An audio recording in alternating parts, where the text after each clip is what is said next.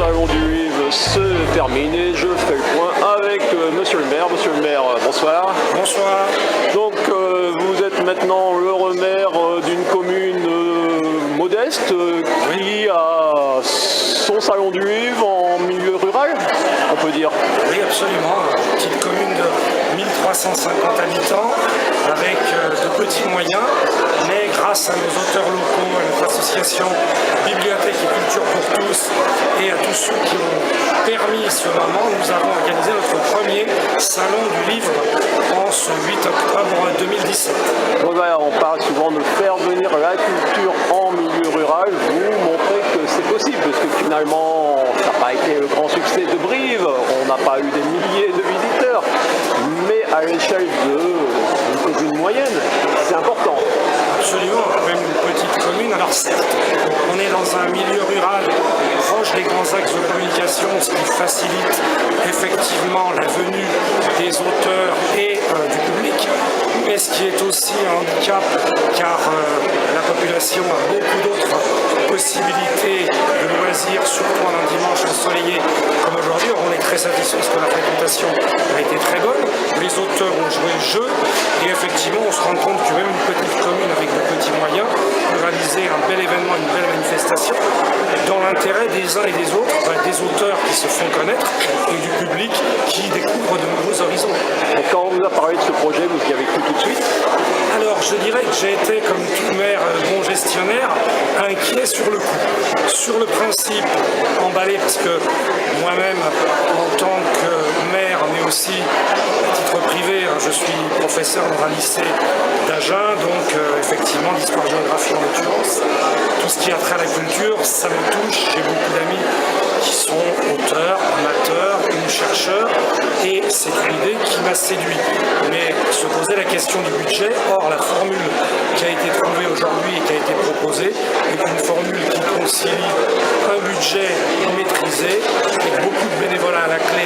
Effectivement, c'est la seule solution pour arriver à maîtriser un budget et une manifestation d'ampleur tout à fait inédite pour une commune comme la nôtre. Donc 60 écrivains, ça coûte moins cher qu'une rockstar finalement. Absolument, et d'ailleurs moi je pense qu'effectivement les têtes d'affiche c'est une bonne chose. Alors nous avions aujourd'hui d'annoncer Joseph Joffo, mais qui est un auteur qui ne peut pas considérer comme une tête d'affiche comme les autres, car c'est quelqu'un qui est proche de ses lecteurs, qui est un grand auteur tout en étant quelqu'un de modeste et d'humble dans son vécu, et c'est pour ça qu'on était très séduits par le fait qu'il vienne accompagner nos auteurs. Il n'a pas pu venir malheureusement, mais son état de santé je pense s'améliore et peut-être viendra-t-il lors d'une autre édition. Mais les 61 écrivains qui sont aujourd'hui, soit certains du village de quelques kilomètres ou d'autres de plus loin, eh bien ils ont permis vraiment de rendre cette manifestation riche, variée, et ils nous ont comblés.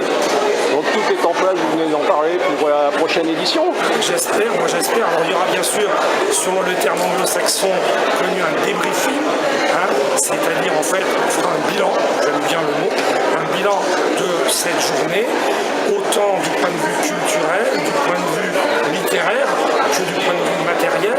Mais je crois que franchement on n'a qu'à se féliciter. L'organisation était vraiment parfaite, les bénévoles ont joué le jeu, le budget a été maîtrisé. Après, la question qui se pose, c'est est-ce que les auteurs ont été satisfaits, et on va aussi les interroger à un retour de ce point de vue-là, pour savoir ce qu'ils auraient souhaité en plus ou ce qu'ils ont apprécié pour que nous puissions réaliser un projet 2018 à la hauteur de leurs attentes et de nos attentes. Bon, vous avez parlé de votre commune, 1300 habitants. Vous pensez à la fusionner avec vos voisines ou l'idée n'est pas chez vous? Actuellement, c'est une idée qui est très à la mode.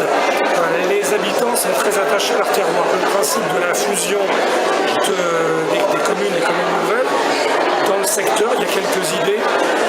Je sais que la commune voisine de la taille de la nôtre, car c'est souvent ça le principe de la fusion, c'est qu'il faut fusionner à la base des communes de taille équivalente, quitte à ce qu'il y en ait des petites, mais à mon sens ça ne peut pas fonctionner si c'est une grosse qui absorbe les petites autour. Donc l'idée qui est en germe chez certains collègues, ce serait celle-ci, mais je sais que c'est compliqué. Le projet, une quinzaine de kilomètres, a échoué parce qu'effectivement, l'attachement à son terroir était fort. Nous, abuser, si d'un point de vue rationnel, si on gardait la tête froide, effectivement, la fusion et la création d'une commune nouvelle à hauteur de 4000 habitants serait la solution pour pouvoir vraiment mettre en œuvre toutes les compétences et toutes les solutions qu'attendent les habitants. C'est plus compliqué, donc c'est quelque chose qu'on n'écarte pas, mais qui pour l'instant n'est pas encore suffisamment mûr. Et nous explorons plutôt aujourd'hui en fait la collaboration avec les communes, qu'elles soient de notre communauté de communes ou d'autres communautés de communes, pour aller vers une mutualisation sur certains projets, comme nous le faisons déjà par exemple avec une commune voisine qui n'est pas dans notre communauté sur les centres de loisirs et le périscolaire. D'accord. Et au point de vue culturel, donc votre approche, vous, quand vous avez été candidat, c'est votre premier mandat? Alors c'est mon premier mandat en tant que maire, mais j'ai effectué 2 mandats en tant qu'adjoint et un en tant que conseiller municipal. Donc en réalité, je suis élu depuis 1995. Donc vous connaissez bien la commune? Absolument. Donc vous êtes arrivé avec quel projet finalement en 2014 En dans le fauteuil de maire? 2014, c'était d'abord comme projet de terminer les chantiers qui avaient été ouverts par votre prédécesseur, tous ensemble, notamment en matière de sécurité routière, d'école. La priorité, c'était la rénovation du groupe scolaire et dans le cadre également des économies d'énergie pour essayer d'accompagner les mesures d'adaptation au changement climatique qui sont à notre sens un enjeu prioritaire, qui est un enjeu prioritaire également dans un terroir de vignobles, et les viticulteurs de la cave coopérative de la commune sont également engagés dans ce domaine-là.